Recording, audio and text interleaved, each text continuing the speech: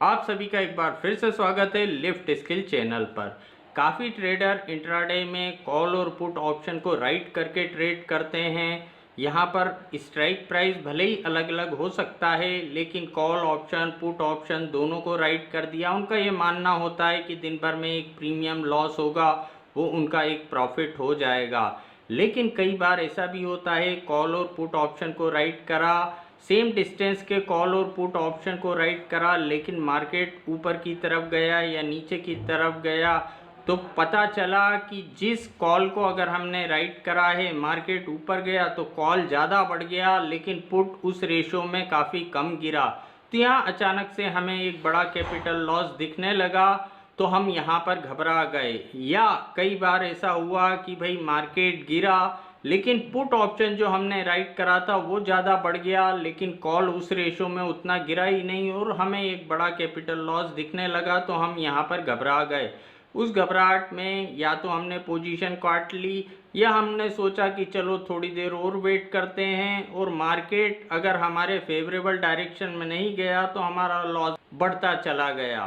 तो यहाँ पर अगर हमें एक टेंटेटिव फिगर का पहले से आइडिया हो कि भाई ये जो कॉल और पुट ऑप्शन में राइट कर रहा हूँ, मुझे लग रहा है कि दोनों राइट कर रहा हूँ, मार्केट रेंज बाउंड रहेगा, यहाँ मैं गलत भी हो सकता हूँ, मार्केट ऊपर भी जा सकता है, नीचे भी जा सकता है। तो अगर मार्केट ऊपर गया तो कितना पॉइंट अगर ये ऊपर जाएगा तो कॉल ऑप्शन कितना बढ़ सकता है, या अगर मार्केट नीचे गया तो यहाँ पर कितने पॉइंट ये नीचे जाएगा तो पुट ऑप्शन ये कितना बढ़ सकता है। इसका अगर एक थोड़ा सा रफली आइडिया हमारे दिमाग में ट्रेड डालने से पहले हो तो यहाँ पर हम काफ़ी कंफर्टेबली काम कर सकते हैं। अब यहाँ पर इसका हम किस तरीके से आइडिया कर सकते हैं कि ऊपर जाएगा तो कॉल कितना बढ़ सकता है, या नीचे जाएगा तो पुट कितना बढ़ सकता है, या ऊपर जाएगा तो पुट कितना नीचे आएगा, या नीचे जाएगा तो कॉल कितना नीचे आएगा। इसका एक रफली आइडिया हम किस तरीके से निकाल सकते हैं। तो यहाँ मैं किसी भी कॉम्प्लिकेशन में नहीं जाता। मेरी कोशिश पूरी ये होती है कि आपको एक प्रैक्टिकल नॉलेज मिले, ना कि मेरा वीडियो एक थियोरेटिकल होके रह जाए, किसी कॉम्प्लिकेशन में मैं चला जाऊं तो आपको समझने में दिक्कत हो। तो यहाँ पर एक सिंपल एग्जांपल लेके मैं आपको समझाता हूँ तो आपको समझने में काफ़ी आसानी रहेगी।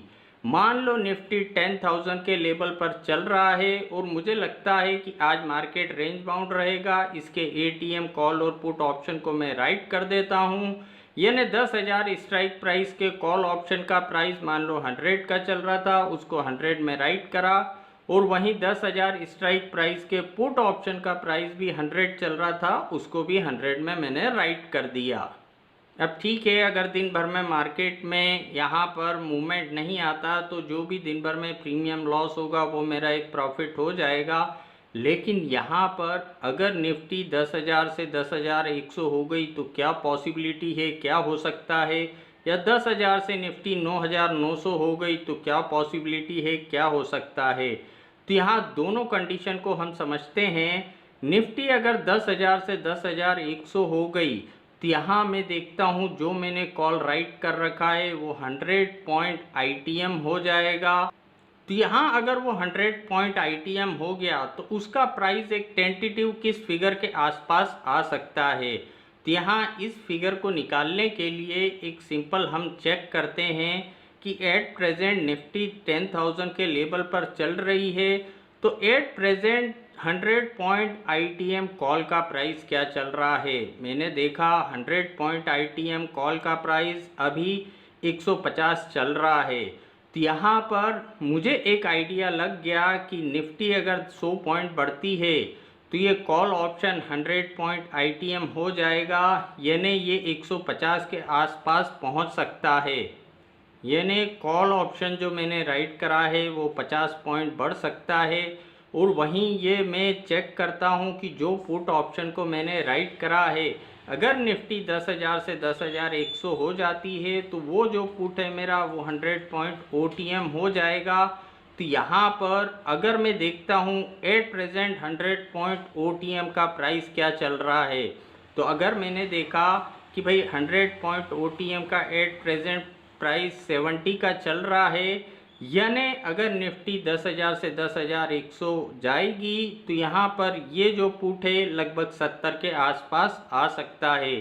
तो यहाँ पर एक रफली आइडिया मेरे दिमाग में आ गया कि भाई ये एक कंडीशन में अगर ऊपर की तरफ जाता है तो एक 20 पॉइंट का डिफरेंस आ सकता है, वो मेरे लॉस साइड में। अब ठीक है, कंडीशन इस पर भी डिपेंड करती है कि वो एक 5 मिनट में ही 100 पॉइंट बढ़ जाता है या 2 घंटे बाद बढ़ता है या 4 घंटे बाद 100 पॉइंट ऊपर जाता है। जितना टाइम निकल जाएगा उसमें एक प्रीमियम भी डिके होता है, तो थोड़ा बहुत फिगर ऊपर नीचे डेफिनेटली आएगा। लेकिन फिर भी यहाँ पर एक रफली आइडिया हमें मिल गया।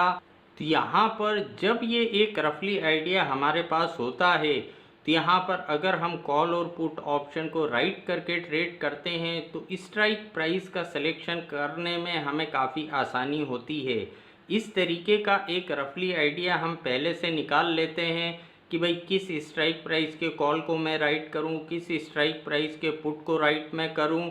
कि अगर ये 100 पॉइंट ऊपर जाता है तो भाई ठीक है, कॉल एक 20 पॉइंट बढ़ेगा तो पुट भी 20 पॉइंट के आसपास नीचे आ जाएगा, तो मुझे कोई प्रॉब्लम नहीं होगी। तो यहाँ पर इस एक रफली आइडिया से स्ट्राइक प्राइस का सिलेक्शन करने में भी काफ़ी हमें हेल्प होती है। और एट लास्ट अगर हम इंट्राडे में ऑप्शन को राइट करके ट्रेड कर रहे हैं, विदाउट एनी हेजिंग ट्रेड कर रहे हैं, तो definitely without any stop loss हमें यहाँ ट्रेड नहीं करना चाहिए। स्टॉप लॉस भले ही थोड़े दूर का हम लगा दें, लेकिन स्टॉप लॉस को तो फॉलो करना ही चाहिए, क्योंकि यहाँ मार्केट में कब ऊपर या नीचे की तरफ सडनली मूवमेंट आएगा वो हमें बता के नहीं आएगा। तो सेफ्टी को हमेशा प्रायोरिटी पे रखें। हेजिंग के साथ अगर एफ एंड ओ में ट्रेड कर रहे हैं तो आप हेजिंग के साथ ही ज़्यादा से ज़्यादा करने की कोशिश करें।